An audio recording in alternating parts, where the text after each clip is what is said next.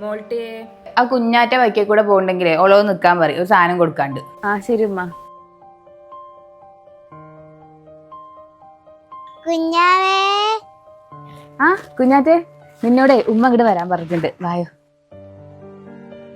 ഉമ്മ, കുഞ്ഞാറ്റ വന്നിട്ടുണ്ട്. വന്നാ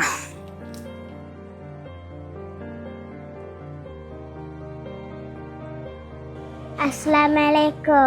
ആ വലൈക്കും അസ്സലാം. ദേ നോമ്പ് തുറക്കുമ്പോ വറുത്ത് തിന്നാ, കൊണ്ടുപോയിക്കാട്ടാ. കൊണ്ടുപോയി വറുത്ത് തിന്നാട്ടാ.